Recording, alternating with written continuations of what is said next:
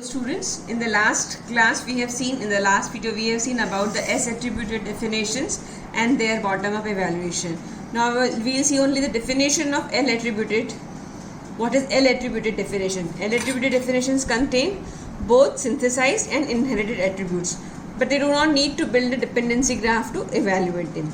Its definition is, a syntax related definition is L attributed if each inherited attribute of xj in a production A derived to x1 to xn depends only on, first, the attributes of the symbols on the left, that is, this is what L in L attributed stands for, xj, that is x1, x2, xji minus 1, and the inherited attribute of A. This is the definition of L attributed. Now we see the next syntax directed definition, that is we have seen syntax directed definition, and the second part of syntax directed translation is translation scheme. Translation schemes are more implementation oriented than syntax directed definition, as they indicate the order in which the semantic rules and attributes are to be evaluated, and these are more implementation oriented. परंतु जो syntax directed definitions होते हैं वो implementation oriented नहीं होते. इसकी definition क्या है? It is a context free grammar in which attributes are associated with grammar symbols. This is the same thing. Second is, semantic action are enclosed between braces and are inserted within the right side of the production. And the yet, that is the yet another compiler uses this translation scheme. We will see in detail about it. Translation scheme deal with both synthesized and inherited attribute. Semantic actions are treated as terminal symbols. Annotated parse tree contains semantic action as children of the node, standing for the corresponding production. This will be clear with an example. Translation schemes are useful to evaluate L attributed definitions at passing time, even if they are not, if they are a general mechanism. And L attributed syntax definition can be converted into a translation scheme. Now we will see the examples for this. Consider an L attributed definition for the type declaration D derives to TL. This we have already seen, and here TL comes. T is the type and L is the list. So this list will be having its inherited attribute from the T attribute. T derives to int or T derives to real. And for this in the translation scheme, before you solve L, its value is assigned using this parenthesis. This is the action part. Whichever is indicated in the braces, this is the action part which is to be taken place before coming of this L. In this case, T derives to integer, T dot is equal to integer. That means integer value is got from its children, so it is a synthesized attribute. This is also a synthesized attribute, and these are the actions which takes place, and these actions are, in the case of synthesized attribute, these actions are at the end, and in case of inherited attribute, this comes in between. L derives to L1 dot in is equal to L dot in, L1. So L1 की value पहले assign हो गई from L, that is from the parent. Hence dot in is again a inherited attributes. और यहाँ पे ID जब भी आएगा, इसकी value lexical analysis phase से आपको मिल जाएगी. जो की value at type is a symbol table function which places the value of ID in the place of L. And L derives to ID again at type ID dot integer. This is for reduction of this, for the meaning of this, there is a function at type which puts the value at the symbol table. Now one more example. This parse tree with a semantic action. This is an annotated parse tree also for the translation scheme. You can see yourself real. This is for the same declaration definition. D derives to TL, and this real value, this is for this example.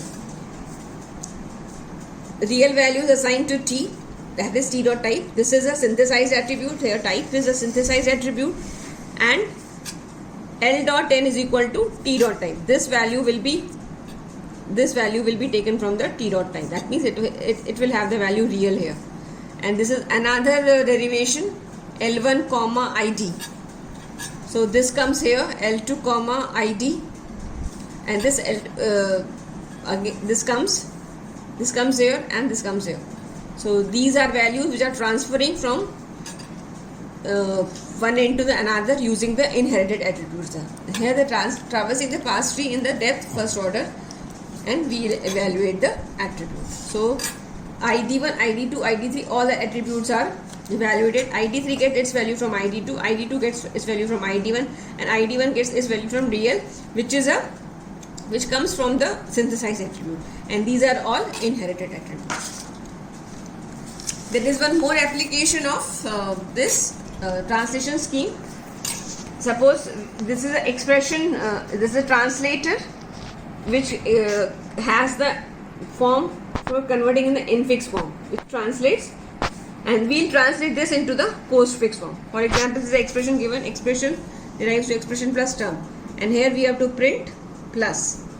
This is this derives to term, and term will have the value from 0 to 9. And if when this terms come, this is a semantic action which is to take place. Now we'll remove left recursion from this grammar and transfer this into, and we are removing left recursion, and epsilon is there. Expression derives to term r, new term is introduced, new variable r is introduced, and r derives to plus term.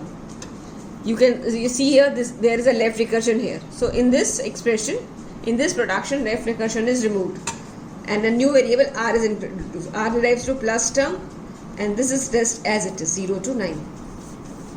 Because of this, what we have done is print plus and r, then epsilon. This is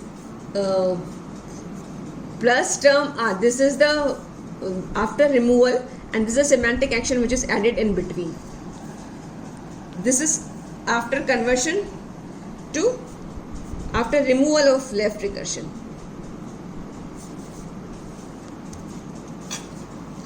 Now this, we will use this for the translation scheme, and we'll work according to this. For example, we want to print 5 plus 4 plus 6 according to this. So what will be their expression? Term r. This will use this term r, and then first term is 5 as per this.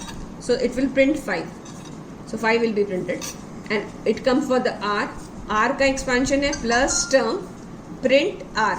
ये जो है ये पूरा का पूरा यहाँ place करेंगे. Then term के लिए फिर से 4 आएगा, प्रिंट 4, प्रिंट प्लस r के लिए फिर r term print and r. सो यहाँ पे टर्म के लिए 6 आएगा, और यहाँ पे प्रिंट 6 करेगा एंड एप्सिलॉन. अगर आप फिर इसको ये प्रिंट और प्रिंट देखेंगे तो फर्स्ट 5 प्रिंट हो जाएगा, देन फिर 4 प्रिंट होगा, देन प्लस प्रिंट होगा, देन 6 प्रिंट होगा, देन 4 प्रिंट होगा. So this is an example in which you are converting infix notation to the postfix notation using the translation scheme. Okay, so we have finished semantic analysis first part, in which we have seen about what are the different attributes, what are S attributed, L attributed definitions, and this is the assignment for this unit, this video, these two videos, the previous one and this one. Hope you are going to submit it by after 2 days. Okay, goodbye for now.